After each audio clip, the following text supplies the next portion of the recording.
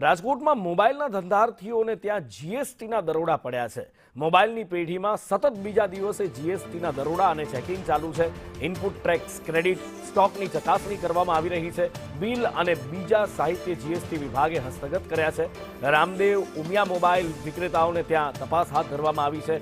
Mehul telecom સહિતના mobile store અથવા તો મોબાઈલ વિક્રેતાઓને ત્યાં તપાસ કરવામાં આવી રહી છે।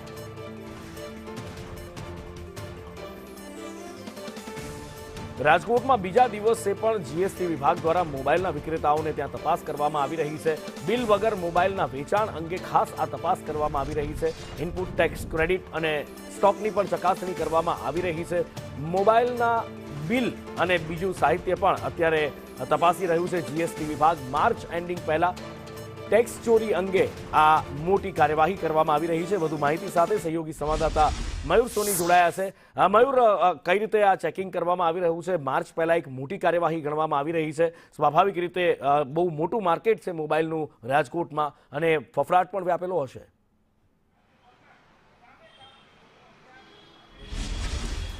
બિલકુલ નુપુર, છેલ્લા 24 કલાકથી રાજકોટના 4 મોટા મોબાઈલ વિક્રેતાઓ છે તેમને ત્યાં સેન્ટ્રલ જીએસટીની તપાસ ચાલી રહી છે। માર્ચ એન્ડિંગ આવે પહેલા તપાસ છે તે કરવામાં આવી છે, જેના કારણે મોબાઈલ વિક્રેતાઓ છે તેની અંદર ફફડાટ ફેલાયો છે। 24 કલાક દરમિયાન અનેક સાહિત્ય છે જીએસટી વિભાગના અધિકારીઓએ કબજે કર્યું છે। હજુ પણ રાજકોટના એસ્ટોન ચોકની અંદર આવેલા Umiya mobile, Ramdev mobile, Mehul telecom સહિતના મોબાઈલના જે વિક્રેતાઓ છે તેમને ત્યાં તપાસ ચાલી રહી છે।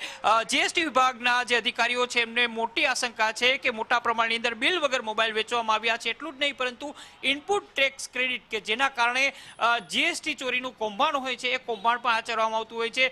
જે મોબાઈલ ઇમ્પોર્ટ કરવામાં આવેલા છે એ મોબાઈલનું અહીંયા વેચાણ કરવામાં આવી રહ્યું છે કે કેમ, આ તમામ બાબતોની તપાસ ચાલી રહી છે।